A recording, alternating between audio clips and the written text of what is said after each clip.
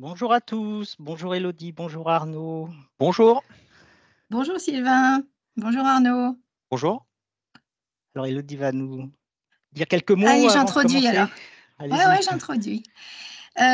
Bonjour à tous et merci d'être si nombreux et si fidèles à nos rendez-vous du droit du travail. Donc, ça fait le 4e rendez-vous que nous organisons avec vous aujourd'hui et je remercie toute l'équipe de l'ICAT 10 et donc Sylvain et Mathilde, mais surtout Arnaud, notre conseiller formateur en droit du travail que vous connaissez tous, notre grand expert en droit du travail, qui aujourd'hui anime ce 4e webinaire. On en avait fait 3 en 2023, on en refera encore 2, si je dis pas de bêtises, d'ici la fin 2024.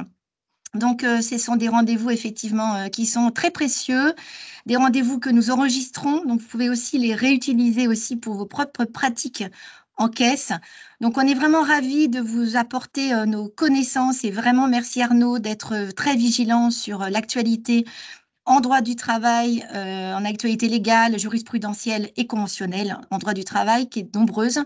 Donc, merci effectivement à tous les collègues de pouvoir vous proposer ces webinaires gratuits que vous pourrez utiliser. Et donc, je laisse la parole à nos collègues et bon webinaire à tous. N'hésitez pas à intervenir aussi, comme d'habitude. Maintenant, on a l'habitude avec notre format de pouvoir poser les questions. Voilà. À vous, Arnaud et Sylvain.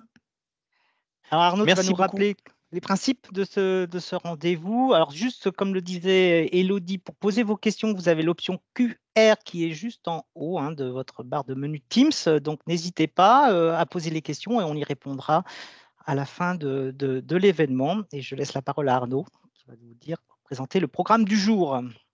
Parfait. Eh bien, écoutez, merci en tout cas, merci Elodie. Donc, je vais démarrer effectivement cette heure. Donc, comme d'habitude, je dirais que l'objectif, c'est contribuer. Alors, on va attendre peut-être une question. Ah, il y a un souci là, Sylvain. On ne voit plus afficher le. C'est marqué une question QR. Est-ce que tu peux afficher l'écran précédent, s'il te plaît? Ah, si tu veux. Alors, je voulais juste rappeler que voilà, vous Voilà. pouvez illustrer. Ah ouais, mais vas-y. Voilà, C'est mais toi là, le maître, vas-y, Arnaud, c'est toi vas-y, le non, mais maître. vas-y. Donc, l'objectif, c'est contribuer à la veille en droit du travail au travers un tour d'horizon des actualités légales, jurisprudentielles et conventionnelles. Donc, on a une petite heure, on va faire effectivement ce tour d'horizon et répondre bien sûr à l'ensemble de vos questions avec grand plaisir. Voilà. Donc, tu voulais rajouter, Sylvain, comment on Je voulais faisait simplement illustrer le fait que Voilà. vous pouvez vous poser vos questions. Donc, en illustrant où se situe l'option QR. Et puis, on va peut-être poser finalement une première question, Arnaud, puisqu'on a plus Tout à de fait. 300 inscrits aujourd'hui. Donc, tu as battu les records. Super. Ton fan club s'agrandit et on voudrait peut-être en savoir un peu plus sur quelles fonctions vous occupez aujourd'hui dans vos différents organismes. Vous avez un petit sondage normalement qui vient de s'afficher. Je ne sais pas si vous le voyez ou non pour vous demander quelles fonctions vous occupez dans vos organisations. On vous laisse quelques secondes pour répondre. On voit essentiellement responsable RH qui apparaît en gros, assistant RH, etc. Ce n'est pas très surprenant, Arnaud. Ouais, ce qui est vraiment intéressant également, c'est qu'on a aussi des personnes qui ne sont pas forcément RH, on peut le voir. On a On voit mieux aussi, que moi. bien sûr, des collègues qui sont, par exemple, je regarde, responsable adjoint ou gestionnaire, tout simplement. Donc, on a vraiment des profils très différents. Donc, sachez que c'est destiné à l'ensemble des profils, cette heure. Donc, parfait. Merci beaucoup, en tout cas, pour ces réponses. Donc, ce que je propose peut-être, c'est qu'on voit de manière plus précise, effectivement, ce qu'on va aborder ensemble. Donc, alors, un point sur lequel on va fortement insister, ça sera sans doute notre point principal, c'est les actualités jurisprudentielles. Alors, il se trouve que depuis novembre dernier, il y a eu de très nombreuses actualités et vraiment des revirements de jurisprudence assez importants et qui peuvent vraiment vous concerner au quotidien. Parce que l'idée, c'est quel que soit votre poste, c'est que ça vous concerne effectivement au quotidien. Voilà. On abordera également, bien sûr, des nouveautés sur le droit de la formation. Alors, on a des nouveautés sur le CPF et la VAE, donc on vous fera aussi une petite démonstration, enfin, même une grande démonstration de France VAE, qui est vraiment aujourd'hui un outil central. On abordera un troisième point, c'est un décryptage des mesures de la loi du 21 décembre 2022 relative au fonctionnement du marché du travail en vue du plein emploi, hein, qu'on appelle aussi loi plein emploi. Donc là, il y a un certain nombre de mesures qui ont été prises et qui s'appliquent à partir de 2024. Donc on fera un petit tour d'horizon aujourd'hui de ce qui s'applique. Également, du nouveau sur le refus du CDI après un CDD, donc on verra qu'il y a du nouveau. Et ensuite, on abordera des projets et propositions de loi en cours. Alors, ce sont des projets et propositions qui ne sont pas encore adoptés, mais on a pris bien sûr des propositions et lois qui ont des chances, je dirais, d'être adoptées, sans être sûr à 100%. Donc, dans un premier temps, ce que je vous propose, c'est démarrer par les actualités jurisprudentielles. Donc là, de nombreux arrêts autour de plusieurs thématiques. Sylvain, si tu pouvais passer la diapo suivante. Donc voilà un peu les 5 thématiques. Premièrement, sur la preuve illoyale et illégale, donc on aura 2 arrêts. Sur la notion de secteur géographique, ça c'est quelque chose d'important, notamment en cas de mutation. Est-ce que je peux refuser ou pas effectivement une mutation? Voilà. Sur effectivement la reconnaissance de la section syndicale également et sur le droit syndical, l'abus de droit dans les heures de délégation, donc on a une jurisprudence assez intéressante là-dessus. Voilà. Et enfin, les arrêts sur l'inaptitude. Voilà. Deuxième petit sondage. Selon une jurisprudence récente, peut-on utiliser devant les tribunaux en matière civile des enregistrements pris à l'insu de leur auteur dans certains cas? On vous laisse répondre avant qu'Arnaud Voilà. nous Est-ce que je donne peux ses enregistrer quelqu'un dans un cadre professionnel sans qu'il le sache en fait? Voilà. Voilà, sur mon téléphone par exemple. Est-ce qu'on peut, surtout en matière civile, voilà. Je ne parle pas de matière pénale. Arnaud, 60%, 61% de notre public répond oui, 39% répond non. Alors la réponse, effectivement, est donc la majorité a toujours raison, puisque c'est effectivement là, c'est 60, effectivement, vous avez raison, c'est oui, hein. Et là, il y a un arrêt vraiment important, donc on va le voir sur la diapo suivante. Donc merci, 59-41. C'est un arrêt du 22 décembre 2023. Alors certains disent qu'il y a un avant et après 22 décembre. Bon, je n'irai pas quand même jusque-là. Mais ce qui est important, c'est que désormais, dans un procès civil, la déloyauté d'un moyen de preuve ne conduit pas nécessairement à l'écarter des débats. C'est-à-dire que si j'ai enregistré quelqu'un à son insu, on l'écarte pas forcément effectivement des débats, donc en matière civile, donc c'est-à-dire que ça concerne 2 personnes, hein. Il n'y a pas d'amende à la clé, il n'y a pas de peine de prison à la clé, d'accord, on est bien en matière civile, mais seulement, bien sûr, il y a des conditions, c'est que sa production doit être indispensable et proportionnée au but poursuivi. Alors, ce qui est intéressant dans un arrêt, c'est qu'on voit les faits, hein, parce qu'il faut toujours resituer, bien sûr, un arrêt de la Cour de cassation par rapport aux faits. Alors, les faits sont les suivants. C'est un responsable commercial qui, voilà, faisait du télétravail. Et ce responsable commercial, l'employeur lui avait demandé de justifier de son activité commerciale. Et lors d'un entretien informel avec l'employeur, il avait dit non, je ne donnerai pas, je ne ferai pas un compte-rendu de mon activité commerciale. Voilà. Donc ça, il faut savoir, effectivement, c'est une faute. Seulement la seule preuve que l'employeur avait par laquelle il refusait de faire part de son activité, c'était cet enregistrement. Et la Cour de cassation a dit, on est bien sur une preuve déloyale, au sens où je l'enregistre à son insu. Eh bien, la Cour de cassation a dit qu'on pouvait utiliser, l'employeur pouvait effectivement utiliser ce moyen de preuve. Donc, cette personne a été licenciée pour faute grave et la Cour de cassation a reconnu effectivement ces fautes graves. Mais bien sûr, il y a des conditions. Bien sûr que dans la vraie vie, je ne vous encourage pas à enregistrer quelqu'un à son insu, évidemment, hein. Il faut que ça soit vraiment primordial pour la preuve. D'accord? C'est-à-dire qu'on n'a pas d'autre moyen de preuve. D'accord? C'est primordial. Il ne faut pas que ça atteigne aux droits, bien sûr, des salariés. Il faut surtout que ça soit dans le cadre d'un procès équitable. C'est-à-dire qu'il faut qu'il ait accès, bien sûr, à cet enregistrement avant le procès. D'accord? Donc, il faut ça vraiment déterminant dans le droit à la preuve, mais c'est tout à fait possible. Alors, bien sûr, je ne vous encourage pas à le faire, mais sachez qu'il faut. Moi, ce qu'on peut en tirer, c'est que dans un cadre professionnel, attention à tout ce qu'on peut dire. Hein, il faut toujours rester professionnel parce qu'on peut enregistrer à son insu et ça peut être utilisé. Mais bien sûr, si c'est déterminant, si c'est une preuve déterminante, ça peut être utilisé sous réserve, bien sûr, que ce soit dans le cas d'un procès équitable, hein. Voilà, donc attention, bien sûr, à tout ce qu'on peut dire.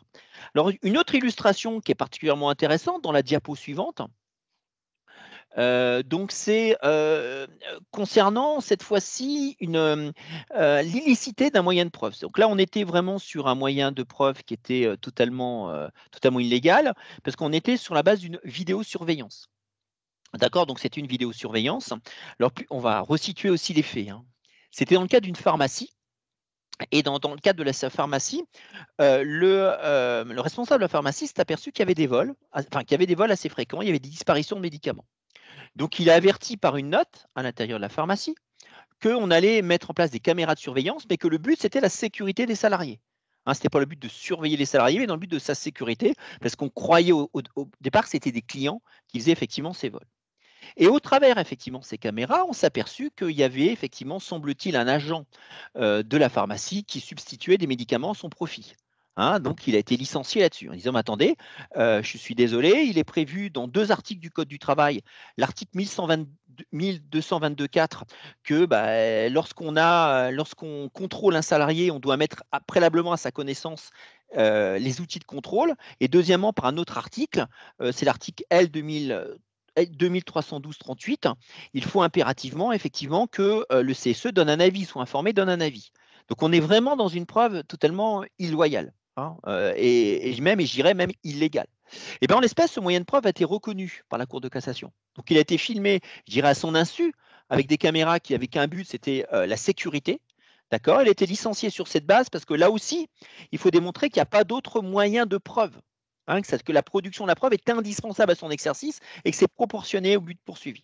Alors, la Cour de cassation a dit que c'était proportionné au but poursuivi parce que c'était aussi sur une très très courte période. Voilà, une très très courte période. Voilà. Donc ça aussi, c'est l'illustration. Alors bien sûr, il ne faut pas mettre en place des caméras de surveillance dans l'entreprise sans avertir les salariés et le CSE. Sans avertir le CSE, il y a un risque de dit d'entrave. Mais sachez qu'aujourd'hui, il y a une vraie évolution sur le droit de la preuve. Ça me paraît vraiment central. Et ce qu'il faut retenir, c'est notamment, je vois des collègues de la RH qui sont présents. Attention de bien préciser, notamment à tous les collaborateurs, que ce soit les managers ou les autres, de faire attention à tout ce qu'on peut dire, parce qu'y compris en matière civile, on peut être enregistré à son insu. Voilà. Je ne sais pas si c'est sur ces 2 arrêts de la Cour de cassation, vous avez effectivement des questions particulières par rapport à ça. Donc, je vais avoir dans QR. A priori, je n'en vois pas. Alors, si quelqu'un nous demande d'enregistrer un entretien salarié-manager, que fait-on? Bien sûr, ce que je peux faire, c'est le déconseiller. On est bien d'accord avec ça.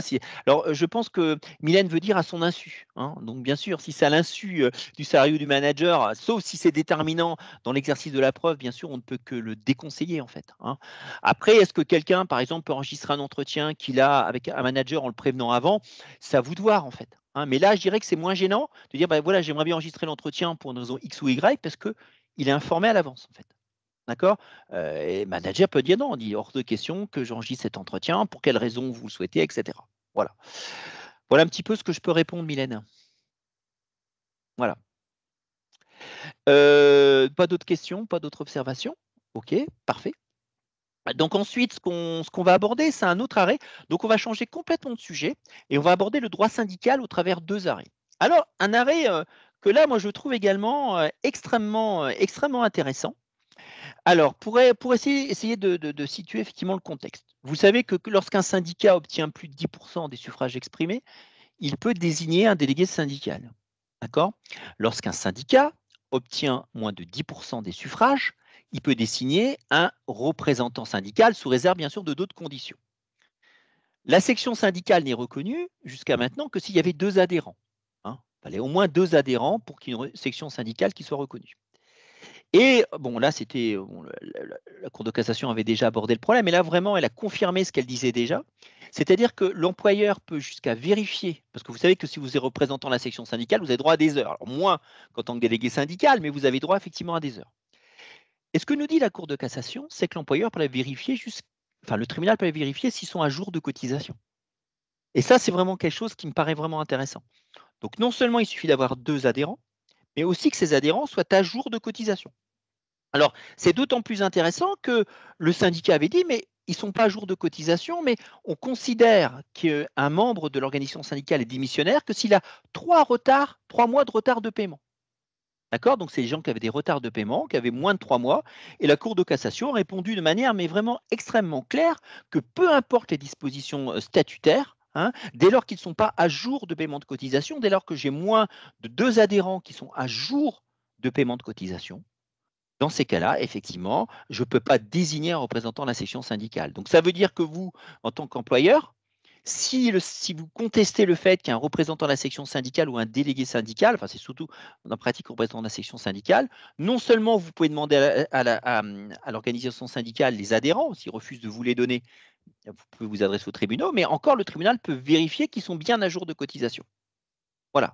Voilà ce que je voulais vous dire sur effectivement le droit syndical. Alors, je vais prendre un autre arrêt qui me paraît extrêmement intéressant, je dirais, sur le droit syndical. C'est la liberté dans l'utilisation des crédits d'heures. Vous savez que quand je suis délégué syndical, comme quand je suis membre du CSE ou même quand j'ai d'autres fonctions, j'ai tout à fait la possibilité d'avoir des crédits d'heures pour pouvoir exercer mes fonctions. Et la jurisprudence qui est effectivement intéressante, donc il y avait une jurisprudence de tête, un arrêt de la Cour de cassation du 11 février 2015 qui avait déjà dit que l'employeur peut demander aux salariés de fournir des explications sur l'utilisation des crédits d'heures. Hein, ça, c'est un arrêt de la Cour de cassation du 11 février 2015. Bon, sans aller au-delà, il ne peut pas demander toutes les... Mais il peut demander des explications. Et à l'époque, par cet arrêt du 11 février 2015, le délégué syndical avait refusé de donner des explications. Et dans ces cas, les crédits d'heures n'avaient pas été rémunérés par la suite. Hein, parce que c'est après qu'on peut contester l'utilisation des crédits d'heures, après utilisation. Et en l'espèce, c'était particulièrement intéressant parce que c'était un abus dans l'utilisation des crédits d'heures de délégués syndicales. Alors, je vous explique un petit peu l'affaire. Hein. C'était à la RATP pour être extrêmement précis. Et c'est quelqu'un qui posait systématiquement ses heures en dehors de ses heures habituelles de travail. C'est-à-dire qu'il posait des crédits d'heures. Donc, par exemple, mettons que je travaille, je dis n'importe quoi, de 9h à 17h, il posait de 7h à 9h, hein, systématiquement. Et ça posait d'autant plus un problème qu'il ne pouvait pas prendre son service. Parce qu'il fallait 11 heures de repos. Donc, ça veut dire que normalement, un service qu'il prenait mettons, à 18 heures, il ne pouvait pas le prendre du fait qu'il posait avant, effectivement, des crédits d'heures. Donc, systématiquement, il se trouvait dans une situation où il ne pouvait pas prendre son service en temps et en heure. Et il a refusé de donner des explications que pourquoi il prenait effectivement des heures en dehors de ses plages de travail. La Cour de cassation a considéré en l'espèce qu'il n'a pas donné d'explication. Donc, on était bien dans un abus de l'utilisation, effectivement, des crédits d'heures. Voilà un petit peu ce que je peux vous dire par rapport à ça, sur ces deux arrêts sur le droit syndical. Est-ce que vous avez sur ces deux arrêts qui sont intéressants, hein, je trouve, est-ce que vous avez des questions ou des observations ou des choses sur lesquelles vous voulez effectivement qu'on revienne? Je te laisse regarder Arnaud dans Ouais, c'est en cours QR. de révision, c'est ça, c'est en cours de révision que je regarde, hein, c'est ça. Ou publié, donc a priori, on n'a pas d'autres questions, sauf erreur de ma part, hein, donc en tout cas, j'en ai pas vu. Voilà. Et je vous propose de continuer. Alors, on va aborder un sujet aussi.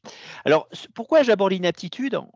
Alors, j'ai essayé de fouiller sur les 9 derniers mois des arrêts sur l'inaptitude, donc quelques arrêts, hein, parce qu'il y en a nombreux, hein, sur l'inaptitude. Et en fait, c'est quelque chose sur lequel vous avez souhaité qu'on aborde lors du dernier webinaire. Donc, je me suis dit que c'était peut-être intéressant pour vous qu'on puisse effectivement revenir sur quelques arrêts sur l'inaptitude. Donc là, concernant l'inaptitude, j'ai 3 arrêts à vous proposer, hein, 3 arrêts que je trouve particulièrement intéressants, hein.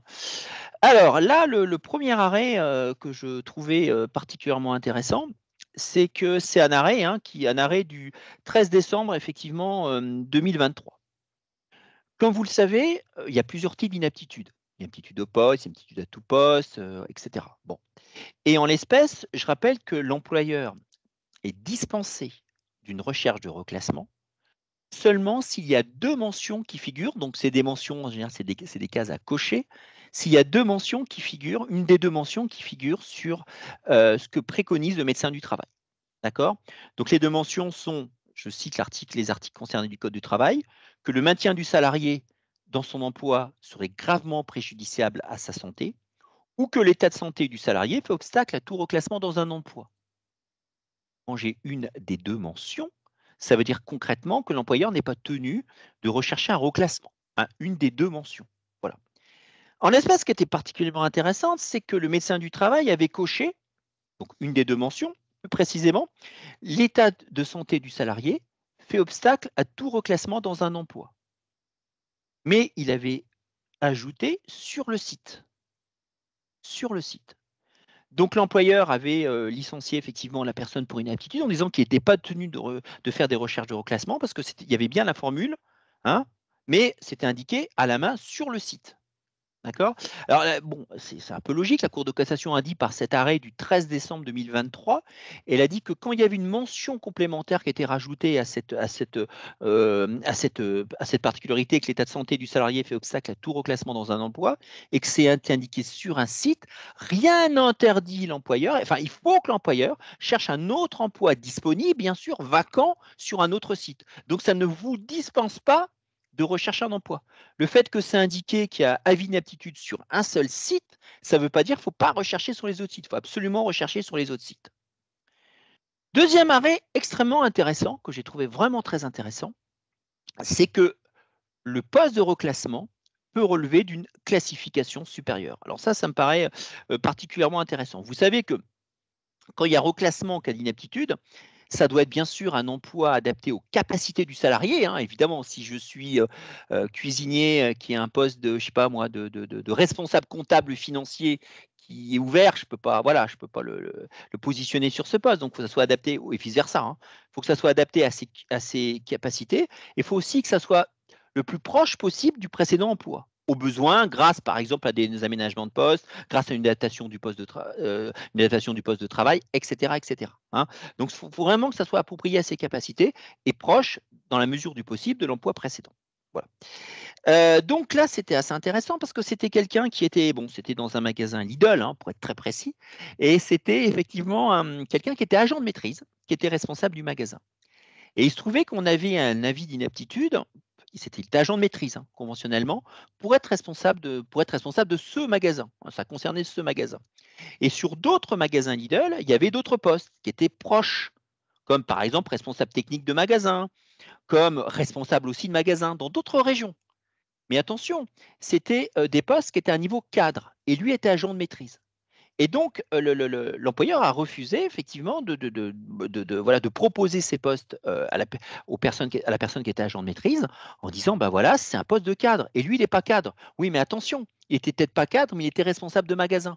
Et même si ça relevait d'une classification supérieure, c'est des postes qui pouvaient être proposés. Voilà. Enfin, dernier arrêt sur inaptitude. Donc, c'était le Conseil d'État parce que c'était un.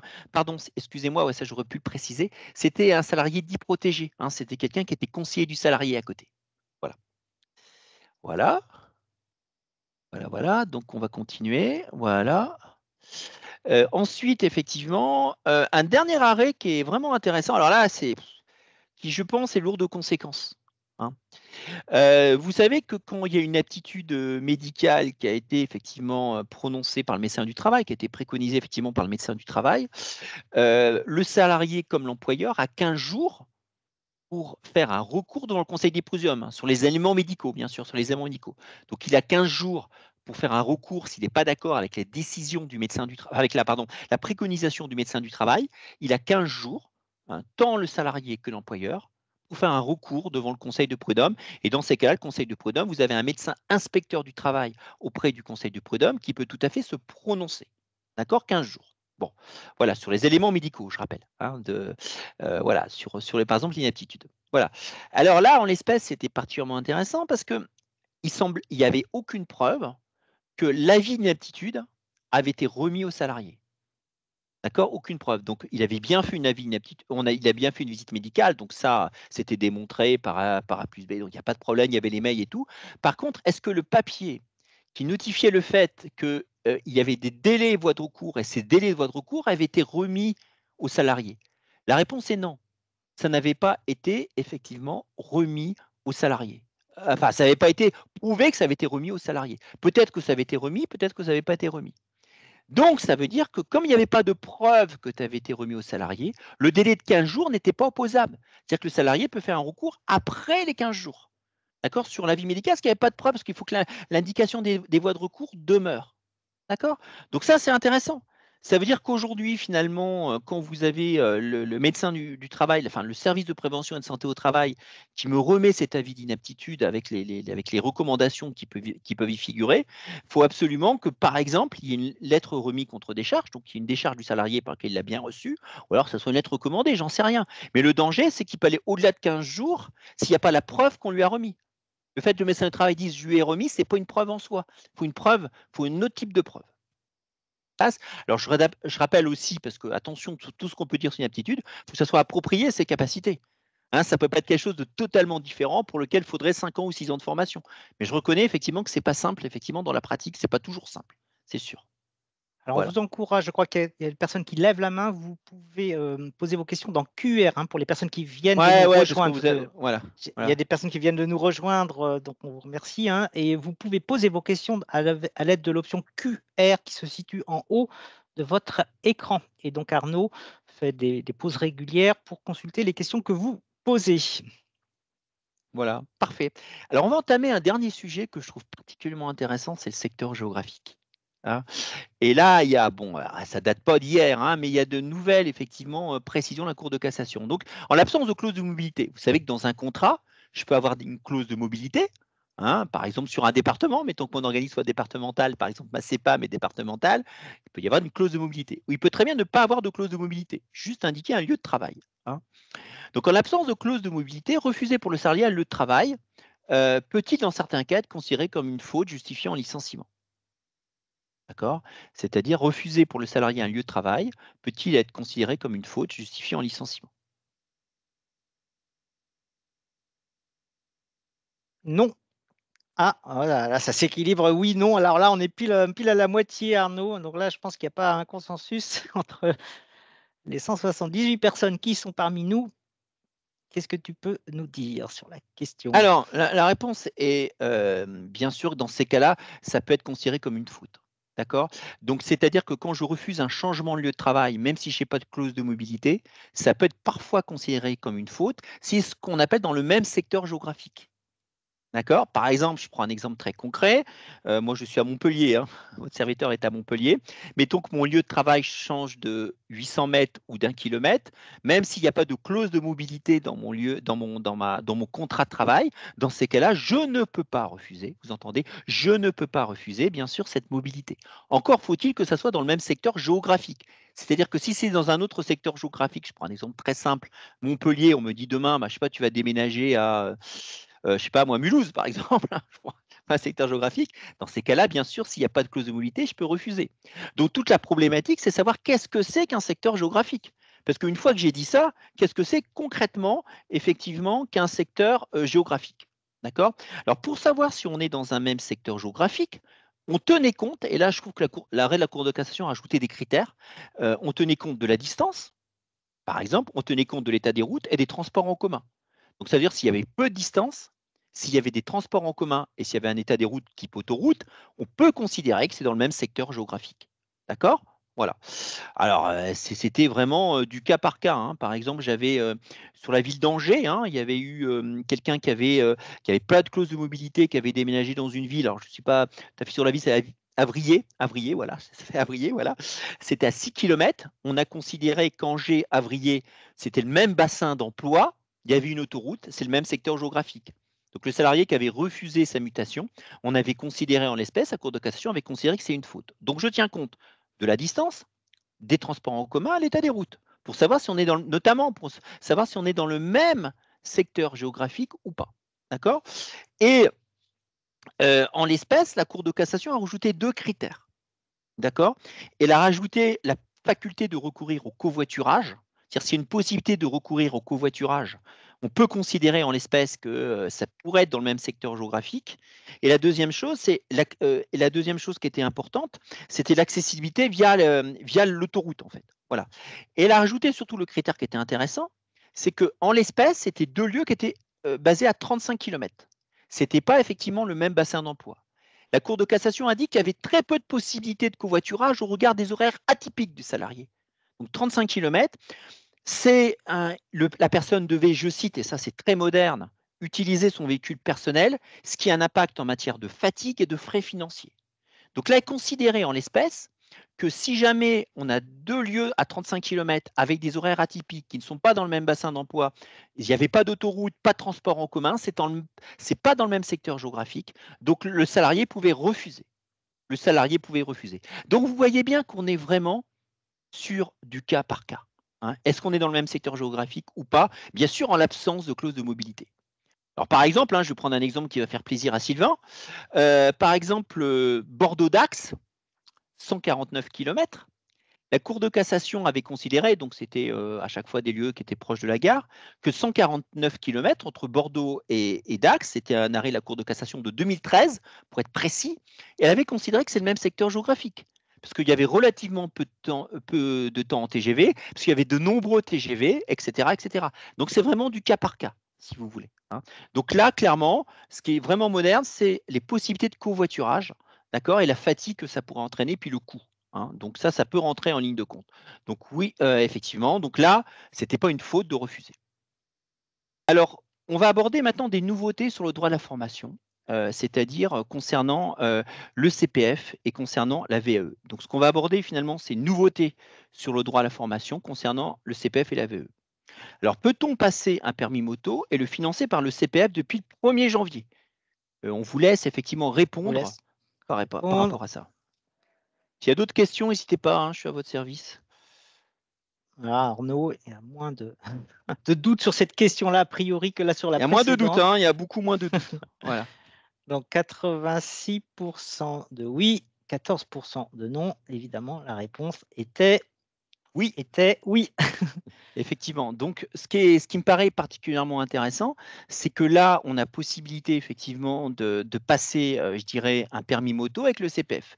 Puisque depuis le 1er janvier, l'immense et le grand changement, c'est que la préparation aux épreuves théoriques et pratiques de toutes les catégories de permis de véhicule sont possibles et éligibles au CPF. Dès lors, bien sûr, que j'utilise une auto-école agréée ou une auto-école agréée, dès lors que, bien sûr, j'ai les droits suffisants, etc. Donc là, effectivement, c'est tout à fait possible. Donc ça peut être le permis B, ça peut être le permis poids lourd, ça peut être le permis transport en commun, ça peut être le permis moto légère ou puissante, ça peut être aussi les voiturettes sans permis, le permis B1. Je ne sais pas si vous connaissez le permis B1. Voilà. Alors attention, tout n'est pas possible au niveau du CPF. Par exemple, ce que je ne peux pas au niveau du CPF, mais je suppose que vous en doutez, c'est quand vous avez un stage de récupération de points, bien sûr, je ne peux pas le financer par le CPF. Ou par exemple aussi, quand je veux passer, par exemple, vous avez parfois des heures de conduite pour passer, par exemple, des boîtes manuelles aux boîtes automatiques ou vice-versa. Ça, ce n'est pas financé par le CPF. Il faut que ça soit vraiment un permis. Donc ça, c'est quelque chose de nouveau. Vous pouvez passer l'ensemble des permis, effectivement, au niveau du CPF. Permis, bien sûr, de conduite d'un véhicule terrestre. Voilà. Pas permis, mais pas d'autre. Voilà. OK. Voilà. Alors, nouvelle publique. Voilà. Donc, voilà un petit peu ce que je voulais vous dire. Voilà. Alors, pour l'instant, il y a une Anonymous qui a dit marche arrière et envisager sur le permis moto. Anonymous, je ne sais pas. Moi, je ne sais pas ce que ça veut dire envisager. J'attends, si vous voulez, d'avoir le texte. Moi, aujourd'hui, j'ai un texte qui me permet de dire, voilà, le permis moto peut être passé par l'intermédiaire du CPF. Moi, j'ai pas de. Je crois, enfin, c'est le texte, d'accord? Ce qui est envisagé, il faut attendre que le texte soit publié. Tant que le texte n'est pas publié, c'est compliqué de dire que ça s'applique, en fait. Donc là, concrètement, aujourd'hui, c'est possible. Alors, autre chose intéressante, donc là, j'ai parlé du CPF, maintenant, je vais parler effectivement de la VAE. Et la VAE, vous avez un décret, qui est le décret du 27 décembre 2023, qui prévoit effectivement, cette fois-ci, qui officialise la procédure pour rappel désormais pour certains types de certifications. Parce que l'ensemble des certifications devrait passer par France VAE jusqu'au 31 décembre 2024. On a jusqu'au 31 décembre 2024 pour que ça passe par la procédure France VAE. D'accord? France VAE, c'est quoi? C'est un portail. Je rappelle que la validation des acquis de l'expérience, ça vous permet par exemple d'obtenir certains titres, par exemple inscrit au RNCP, titres, diplômes et certifications, je prends cet exemple-là, par l'intermédiaire de la validation des acquis de l'expérience. Et donc il y a un certain nombre de diplômes, un certain nombre de titres, un certain nombre de certifications qui sont disponibles via le portail.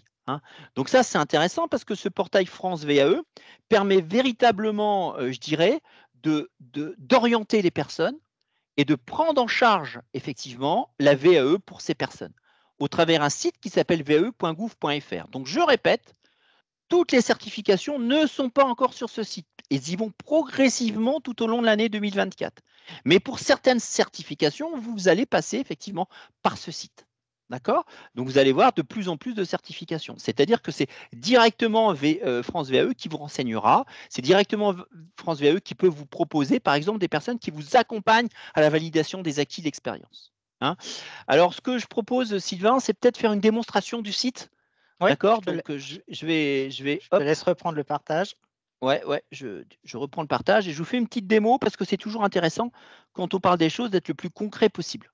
Voilà, donc je partage du contenu, je partage l'écran. Donc si tout va bien, vous devez voir dans ces cas-là l'écran. Est-ce que vous voyez mon écran ou pas? Oui, oui, on voit bien ton écran, Arnaud. C'est bon? C'est bon? On Vous voit voyez bien un le écran? portail. Voyez Ouais, France VAE, bienvenue sur le portail de la VAE, c'est ce que vous voyez. C'est oui, bon? c'est Bon. bon. Parfait. Donc, ce que je vais faire, c'est que j'ai fait France VAE et j'arrive sur le portail de la VAE. Donc, on va dire, par exemple, je prends un exemple, j'ai une expérience en matière de comptabilité et je voudrais faire reconnaître cette expérience. Donc, je n'ai pas de diplôme comptable, mais je voudrais faire reconnaître cette expérience par un DUT, par exemple, en comptabilité. Un but, pardon, excusez-moi. Oh là là. Un but en comptabilité. Donc, je suis un salarié du secteur privé. D'accord? Donc, première chose qui est intéressante, c'est que j'ai au niveau du portail France VAE l'adresse des personnes qui peuvent déjà me renseigner sur mon projet professionnel. Donc, soit un point en relais conseil, soit un conseiller effectivement en évolution professionnelle. Hein, ça revient au même. Bon, je vais prendre conseiller en évolution professionnelle. Et puis, on va dire que j'habite, je ne sais pas, moi, on va dire que je suis salarié, d'accord? Et que j'habite, par exemple, tiens, Aubenas, magnifique ville d'Ardèche. Je crois qu'on a des Ardéchois parmi nous. Bienvenue aux Ardéchois. Et je cherche Aubenas. Et je recherche. Et Aubenas, vous voyez, j'ai effectivement des organismes qui peuvent déjà m'aider à formuler, à réfléchir sur mon projet professionnel avec un entretien gratuit. Hein, vous avez la CIBC Drôme Ardèche et le CMA Ardèche Aubenas. Donc, si je clique dessus, j'ai les horaires. Je peux même parfois prendre des rendez-vous directement sur le site. Donc, ça, c'est intéressant. D'accord? Et maintenant, je vais aller au-delà. Ce que je voudrais savoir, c'est moi, je voudrais t'accompagner sur mon but en comptabilité. Donc, je ne sais pas s'il existe un but en comptabilité. Donc, je vais toujours revenir effectivement à France VAE. D'accord? Je recherche un diplôme. Alors, je vais prendre par exemple comptabilité. Comptabilité, donc là, c'est la surprise. Hein, donc, comptabilité ou comptable, voilà. Et hop, je trouve qu'il y a un but, gestion des entreprises et administration. Donc, je clique dessus, d'accord, et je vais marquer mon statut, salarié du secteur privé. Je vais pouvoir indiquer mon prénom, mon nom, mon téléphone. Donc là, je l'ai fait un petit peu avant, hein, parce que sinon, pour pas que ça dure trop longtemps, donc j'ai indiqué mon prénom, mon nom, mon téléphone, mon email, mon département. Et une fois que j'ai indiqué ça, eh ben, on m'a envoyé directement sur mon mail une possibilité, effectivement, de m'inscrire via la VAE. Donc là, je clique sur, bon, ça, c'est déjà les renseignements que j'avais mis, d'accord, entretien moins d'un an, et je choisis effectivement mon organisme d'accompagnement. Hein, donc là, je peux choisir, donc j'ai dit que j'habitais Montpellier, hein, et je choisis un organisme d'accompagnement. Donc je clique dessus, d'accord, et hop, là, j'ai des organismes d'accompagnement qui me sont effectivement proposés, qui sont certifiés Calliope, hein, il y en aura de plus en plus d'organismes d'accompagnement. Et je peux tout à fait à distance me faire accompagner. Hein. Donc, voilà, donc ça c'est vraiment intéressant. Donc attention, ce portail n'est pas complètement opérationnel, il manque des certifications, il manque un certain nombre de documents, notamment par rapport à la validation, mais déjà on peut l'utiliser, vous voyez, pour plein de choses. Déjà, ça me donne des renseignements. Hein, voilà. Donc, c'est une chose que je trouve particulièrement intéressante, bien sûr, pour les certifications qui sont dessus. Donc, je vous rappelle que le portail France VAE est géré par un groupement d'intérêt public et on attend que soit désigné tout ce qui est conseil d'administration, tout ça, c'est en cours de désignation. Mais déjà, je peux l'utiliser pour un certain nombre de certifications. D'accord? Voilà. Donc, voilà un petit peu ce que je voulais effectivement vous dire par rapport à ça. Hop, donc là, tu m'as enlevé l'écran, hein, c'est ça? Oui, donc Ok, très bien. on te passe. Alors oui, Céline. Céline, je pense vous l'avoir démontré, sauf erreur de ma part. C'est-à-dire que le portail est ouvert. Ouais. Alors peut-être que vous dites, Céline, qu'on n'y a pas accès parce que ça dépend des titres et diplômes. Il y a certains diplômes qui n'y sont pas parce qu'on a jusqu'au 31 décembre 2024 pour inclure les titres et certifications. D'accord? Et tous les titres et diplômes qui ne sont pas sur France VAE, ça obéit à l'ancienne logique. Hein, qui était mise en place avant le 1er janvier 2024. Mais effectivement, là, il est tout à fait ouvert. Je rappelle que c'est une version qui va petit à petit progresser. Hein. Par exemple, ce qui manque encore, par exemple, c'est les modes de financement aujourd'hui. Parce qu'il faut absolument, bien sûr, que ça va être indiqué. Petit à petit, ça va être indiqué. Mais vous voyez, on progresse vraiment et c'est quelque chose d'effectivement intéressant par rapport à ça. Effectivement, il y a certaines dispositions issues de la loi de marché du travail du 21 décembre 2022. Alors, je vous rappelle, parce que ça date, mais l'idée, c'est que ça me permet de rappeler certaines dispositions. Je rappelle que l'objectif, c'était élargir les publics éligibles. Hein. Auparavant, il fallait 1 an d'expérience pour s'ouvrir droit effectivement à la VAE. Aujourd'hui, il n'est pas nécessaire d'avoir 1 an d'expérience. D'accord? On a élargi également, donc ça c'est valable aujourd'hui, on a élargi, bien sûr, les possibilités à accomplir lors d'un parcours VAE. Puisque ce n'est pas seulement, bien sûr, l'accompagnement à la VAE proprement dit, mais également, on peut très bien avoir des formations, des mises en situation professionnelle. Ce qui est important également, c'est que l'accompagnement à la VAE passe de 24 à 48 heures pour tous les salariés, pour l'ensemble des salariés. D'accord, la mise en place du portail. Et ce qui est intéressant, et ça, ça change vraiment le rôle de l'accompagnateur. Ça change vraiment le rôle de l'accompagnateur. C'est que c'est possible dès le début du projet professionnel, pas seulement après la recevabilité. Actuellement, dans le cadre de l'ancienne procédure, auquel sont soumis bien sûr les personnes qui sont les certifications qui ne sont pas encore sous France VAE, il ne peut y avoir d'accompagnement qu'une fois qu'il y a recevabilité de la candidature. Vous savez qu'il y a recevabilité, il y a 2 temps. Il y a ce qu'on appelle le livret 1 par rapport à la recevabilité de la candidature.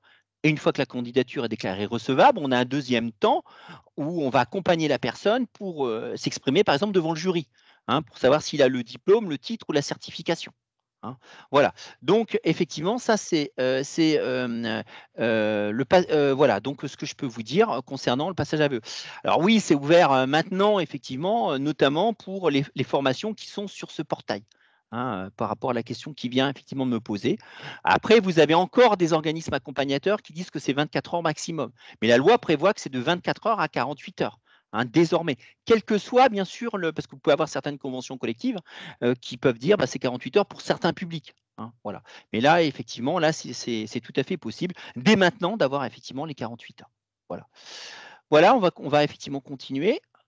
Voilà, donc autre chose que je voulais aborder avec vous, et c'est un point aussi qui me paraît effectivement intéressant, c'est la loi du 18 décembre 2023, dite loi effectivement plein emploi. Voilà. Donc la loi effectivement plein emploi. Donc pour rappel, il y a 3 choses dans cette loi. Alors je me permets de vous en parler parce que vous avez souhaité revenir dessus aussi. D'accord? Parce que vraiment on tient compte de vos évaluations, et ça j'insiste beaucoup là-dessus. On tient compte beaucoup de vos évaluations et on regarde un petit peu ce que vous souhaitez. Et la dernière fois, on avait parlé d'un projet de loi. Maintenant, je parle d'une loi. Alors, il va me manquer des décrets, c'est une aventure qui continue. Mais il y a certaines choses qui, aujourd'hui, sont mises en place. Alors, 3 choses. Création de l'opérateur France Travail, mesures d'accompagnement et de contrôle et travailleurs en situation de handicap. D'accord? Bon, je rappelle, c'est dans la diapo suivante que France Travail s'était mise en place, comme vous le savez, depuis le 1er janvier 2024. Il y a une nouvelle gouvernance avec la création d'un réseau pour l'emploi. Donc, dans ce réseau pour l'emploi, vous avez France Travail, vous avez aussi bien sûr les acteurs publics, l'État, les collectivités locales. Vous avez aussi bien sûr des organismes spécialisés, comme par exemple les missions locales ou comme Cap Emploi pour les personnes en situation de handicap. Voilà. Donc, il y a un véritable réseau qui s'est constitué avec une volonté d'avoir une coordination des membres du réseau des acteurs de l'emploi.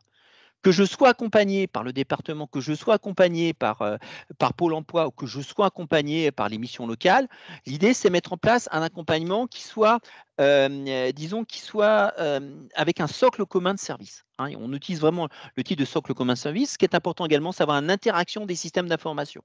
Donc ça, concrètement, je dirais, c'est mis en place. Cette organisation est mise en place. Ensuite, sur la diapo suivante, on va voir bien sûr qu'il y a un accès au droit à l'RQTH. Donc ça, c'est vraiment important. Ça, je pense que c'est un aspect important. Donc ça, c'est les dispositions relatives aux travailleurs handicapés. Ça, c'est vraiment important. Toutes les dispositions qui concernent la reconnaissance de travailleurs, reconnaissance de la qualité de travailleur handicapé est ouvert à presque tous les bénéficiaires de l'obligation de l'emploi pour les travailleurs handicapés. C'est-à-dire que vous savez que quand je suis reconnu RQTH, il y a des conditions d'âge, il n'y a plus de conditions d'âge pour les contrats d'apprentissage. Vous savez par exemple que quand je suis stagiaire à la formation professionnelle, j'ai droit à une majoration de la rémunération, etc., etc. Donc il y a des choses qui existent, qui normalement s'appliquaient qu'au RQTH. Et maintenant, ça ne s'applique pas seulement à ceux qui sont reconnus comme qualité de travailleurs handicapés, mais à tous ceux qui sont bénéficiaires de l'obligation d'emploi des travailleurs handicapés. Alors, à une exception près dans la fonction publique, c'est les ayants droit, bien sûr, de bénéficiaires, enfin, ceux qui ont les ayants droit, si vous voulez, qui sont concernés par ce qu'on appelle les emplois réservés. Mais pour le reste, tous les autres sont concernés. Donc, pour tous les autres, par exemple, la condition d'âge pour l'apprentissage, il n'y a plus de condition d'âge pour l'apprentissage. Qui bénéficie de l'obligation d'emploi des travailleurs handicapés sans être forcément reconnus travailleurs handicapés? Par exemple, c'est les victimes d'accidents du travail et d'AT-MP qui ont une incapacité supérieure à 10%, c'est les bénéficiaires de l'AH, c'est les victimes civiles de guerre, etc. C'est les bénéficiaires de pensions d'invalidité. Voilà.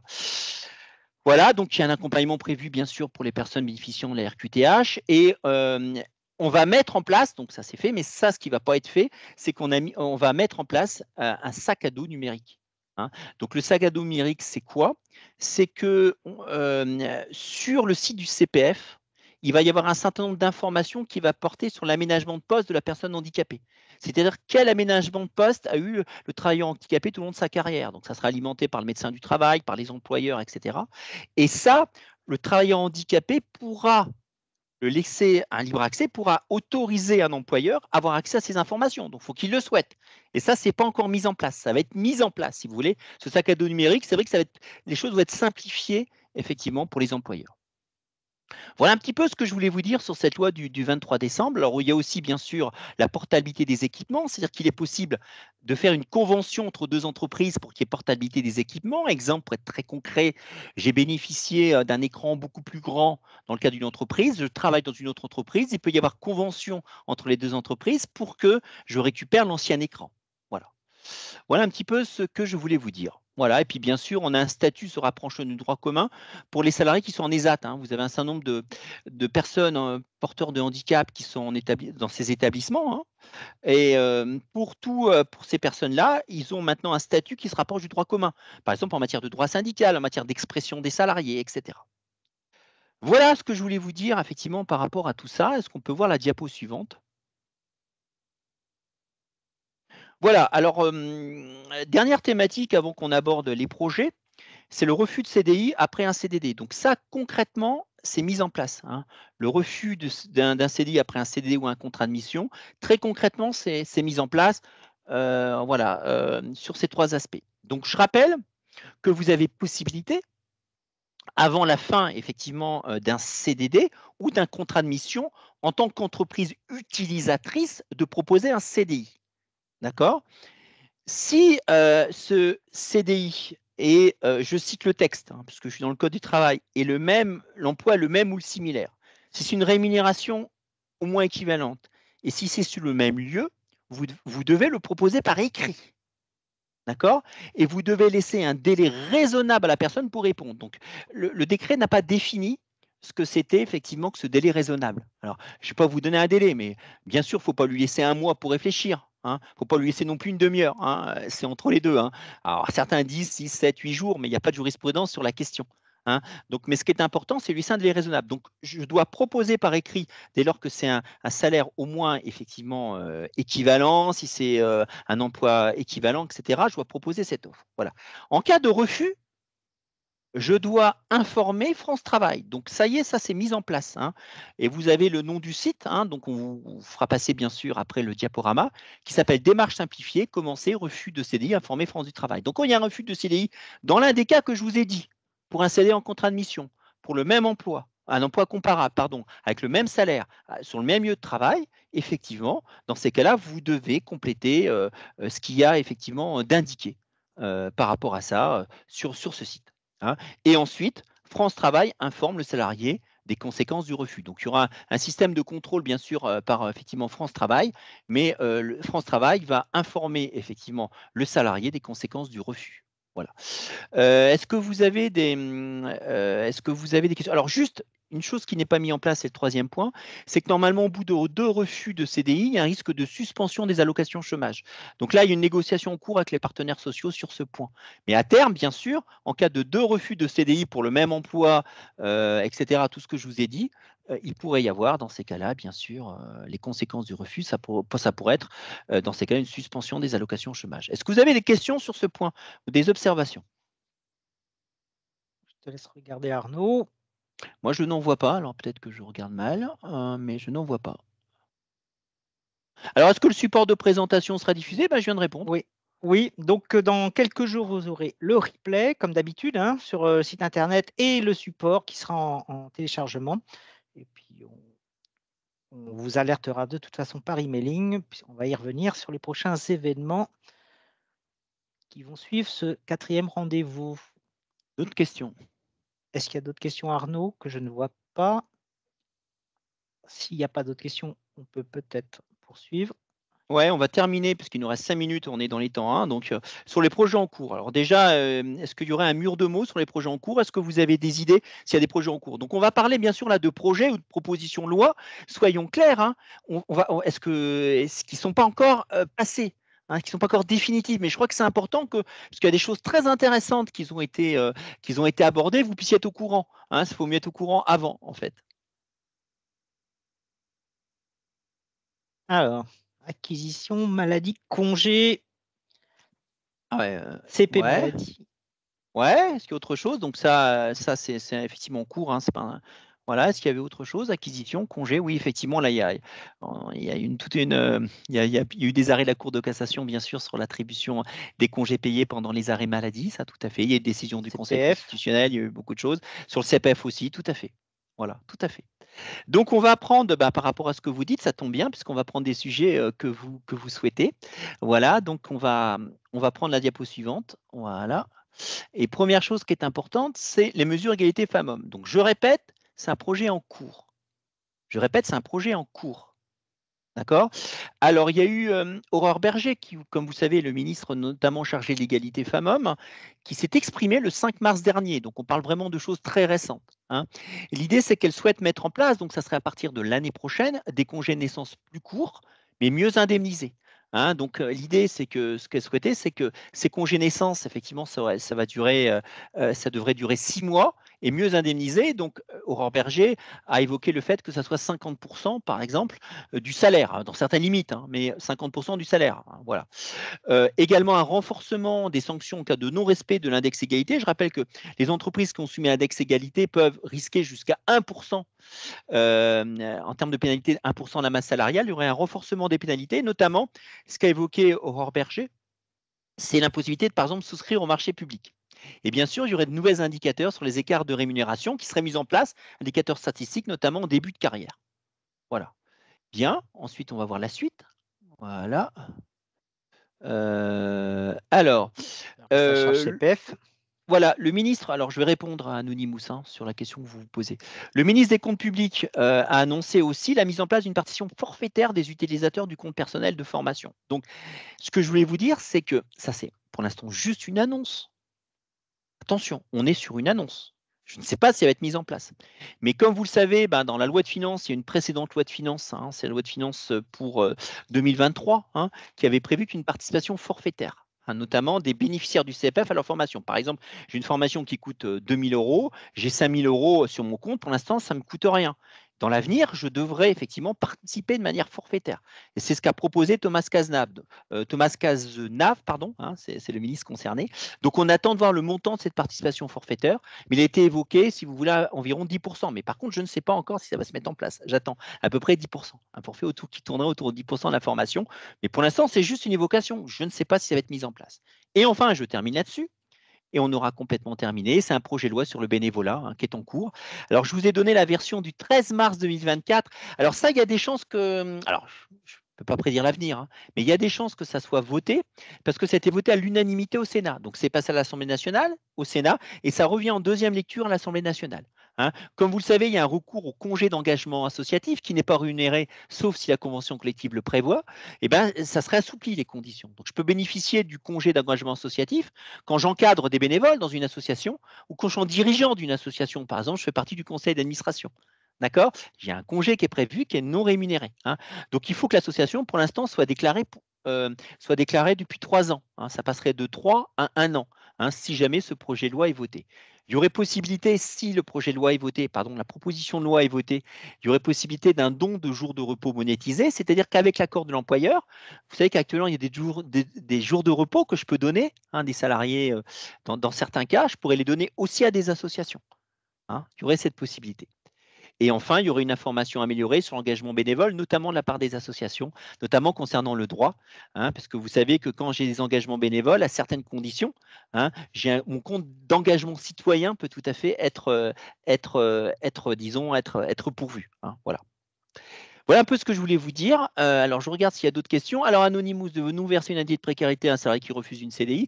Alors, moi, je vous dis ce qu'il y a dans les textes. Il faut que ça soit un CDI pour un emploi comparable, hein, où il y a au moins la même rémunération. Hein, si je propose bien sûr un CDI qui a un emploi, une rémunération inférieure, ce n'est pas possible. hein, soit un emploi similaire et à moins qu'il ait la même rémunération. Voilà. D'autres questions avant qu'on termine? Parfait, bah, moi j'ai terminé s'il n'y a pas d'autres questions. Merci à vous. Donc les prochains Alors, rendez-vous du droit du travail, c'est le 20 juin, 21 novembre. Bah, écoutez, vous êtes toujours les bienvenus et pas de problème aussi pour répondre à vos questions. Et je peux bien sûr intervenir, comme vous le savez, dans le cadre des organismes. Voilà. alors, on va peut-être faire un petit focus aussi sur le prochain webinaire, Merci à vous, hein. webinaire Merci de votre RH attention. Management RH qui a lieu la semaine prochaine. Vous êtes déjà près de 280 inscrits, hein. On aura trois témoignages d'organismes qui viendront parler de la décarbonation, donc un enjeu sociétal majeur. Donc, les places sont toujours ouvertes. Vous pouvez vous inscrire. Je crois que Mathilde vous a diffusé dans le fil de la conversation le lien d'inscription. Et puis, comme on vous l'annonçait, le lien d'inscription pour le droit du travail numéro 5 avec notre cher Arnaud Collin, ici présent, est d'ores et déjà disponible. Vous pouvez vous inscrire dès à présent. Donc, pareil, hein. Alors, l'ordre du jour, évidemment, sera construit au fil de l'eau. Donc, on ne peut pas vous donner tout de suite le contenu, mais vous pouvez d'ores et déjà réserver la place. Donc, le 20 juin à 13 h, le lien est dans la conversation. Et puis, il nous reste à saluer tout le monde, surtout à vous encourager à, comme le disait Arnaud, compléter l'évaluation puisqu'on y apprête une attention particulière pour répondre justement à vos questions, à essayer d'être au plus proche de vos attentes sur ces rendez-vous qui ont un large succès. Donc, n'hésitez pas à les compléter. Et puis, je vois qu'Élodie nous a ouvert sa caméra, donc elle va peut-être nous dire 2-3 mots de conclusion. Ah, par contre, il faut ouvrir votre micro, Élodie. C'était Voilà. juste pour vous remercier et vous dire effectivement, à la semaine prochaine, on va recommuniquer aussi sur LinkedIn, hein, puisqu'effectivement, vous êtes très nombreux à nous suivre et on est effectivement ravis de pouvoir aussi vous offrir ces webinaires en replay. Enfin, ça vous permet vraiment de reprendre à votre niveau. Donc, merci beaucoup et merci pour les questions que nous avons eues. Voilà, merci Sylvain. À bientôt. Bon Et après-midi à merci. tous. Et puis Merci à Arnaud, vous, merci de votre à bientôt. attention et toujours à votre service. Voilà.